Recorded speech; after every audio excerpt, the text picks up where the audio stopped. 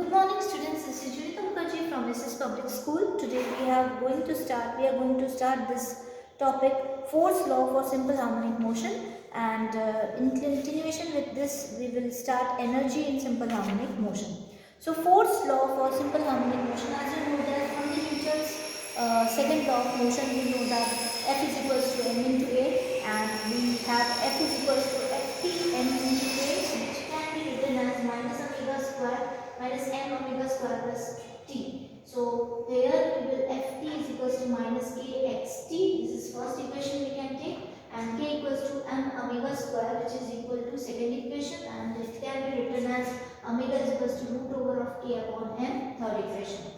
Now, in this particular equation, acceleration, the force is always directed towards its mean position, and hence it's sometimes called the restoring force in SHM. The summarization of this discussion so far, simple harmonic motion can be defined in two equivalent ways, either by the equation for displacement or the equation of the equation that gives the force law. Going from the equation number 14.1, that is equation number 14.4, that is equation which is we have already been done in the previous topic, that is in simple harmonic motion and uniform circular motion. In this particular not in this in simple harmonic motion equation only, we have this particular equation given by xt is equals to xt is equals to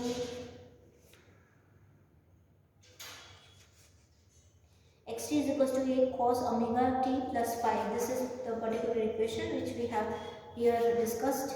So in this particular equation, what we have done, this equation to this particular equation 14.13, that is this particular equation we have taken, changed this particular equation to, and thus this gives the force law, and from this equation we are differentiating two times.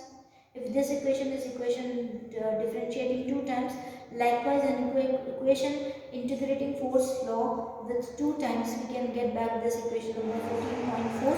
Now from this equation we can differentiate, and we will be able to get this particular equation which I have told you with cos omega t. That particular equation we will be getting if we differentiate two times. Okay, then this particular integration of the force law with two times, we will get back this equation. Note that the force equation is linearly proportional to xt. A particle oscillating under such a force is therefore calling a linear harmonic oscillator. In the real world, the force may contain some additional terms proportional to x square or x cube, etc., and then they are called non-linear oscillations. So this particular topic is finished, that is force law in SHM. So differentiating this particular equation, we will be getting that cos omega t proportion equation, and from cos omega t we are getting this equation again by differentiating and integrating. Both we can do it properly. So if we differentiate and integrate, we will be able to get this equation. Now energy in a simple harmonic motion. Both kinetic and simple potential energy of a particle in the simple harmonic motion vary different between 0 and their maximum values. So we have section number 14.5 saying that the velocity of the particle executed in simple harmonic motion is a periodic function of time, and 0 is the extreme position of the displacement. Therefore the kinetic energy k of such particle will be defined by k equal to 1 by 2 mv square, and this will be equal to mv square m omega square a square sin square omega t plus phi, and this can also be defined as my 1 by 2 ka sin square omega t plus phi, which will be equation number 1 here. And from the force constant, that is from the spring constant, okay, since F is equals to minus k omega, kx is a conservative force here, and this particular equation 1 by 2 k a square sin square omega t plus 5 is a periodic function of time. Being 0 has the displacement in maximum and minimum values at a mean position, and sign of the mean of the immaterial in k, that is period of k, is given by t by 2. What is the proportion potential energy u of the execute simple harmonic motion? In this chapter, you will know the concept of potential energy is possibly only by the conservation law, and thus U is equals to 1 by 2 kx square. And the potential energy of a particle executing simple harmonic motion will be Ux is equals to 1 by 2 kx square, which will be equal to this thing, that is 1 by 2 k a square omega t plus phi. Cos square omega t plus phi, that's third equation. Then from first and third equation, we will get E equal to U plus K. Substitute the value of U and K here. We will get this equation. U, you know it very well, and K from this particular equation. So we are substituting this will get I 1 by 2 K A square. This whole term will be cancelled out, that is cos square omega into sin square omega is equals to 1.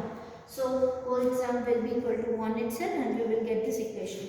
Then thus the total mechanical energy of a simple harmonic motion is thus independent of the time as expected from the motion under conservative forces, and the term in the displacement depends on the potential and the kinetic energies of the simple harmonic motion as shown in the figure. We have a graph here which shows this particular probability of this particular this potential energy and kinetic energy. The kinetic and the potential energy and the total energy of the function of the time is shown in the displacement showing in the particle in SHM. The kinetic energy and the potential energy both repeat after t by 2, and the total time instant constant at all t or x. Observe that both the kinetic and the potential energy in the SHM are seen to be always positive, and the kinetic energy can of course be never negative, and that is proportional to the square of the speed, and the potential energy is positive by choosing the undermined constant in the potential energy. Both kinetic and potential energy peak twice during each period, that is x is equals to 0, and the energy of the kinetic energy extremes to x is equals to plus minus a, and it is the potential energy which is hope of motion which between the limit that this kinetic energy increases with the difference in the kinetic potential energy or vice versa. So there this particular motion is there in the positive axis itself. They can never be negative. Okay, these particular values are at a maximum height, that is x is equals to 0 here, and we have here this thing given by ux, that is a potential energy, and this one is a kinetic energy here, and this one is a potential energy graph, and this one is a kinetic energy graph. After half t by 2, the cycle repeats itself, and this thing is given by kt and ut given this equation, in this equation given. So I think that you are able to understand this particular equation. Nothing but you need to differentiate the things, and your answer will come like that. So you need to differentiate a lot in this particular equation of simple harmonic motion. Some simple harmonic executing harmonic motion are oscillation due to a spring, and next is we have the damped oscillation, damped simple harmonic motion, and forced oscillation and resonance, and this particular chapter will be finished, and we will be moving towards the next chapter in the next video. So 3 topics are being left out to complete in this particular chapter, moving towards completing that particular topics in this particular chapter, and we will be continuing with next video. Thank you, students.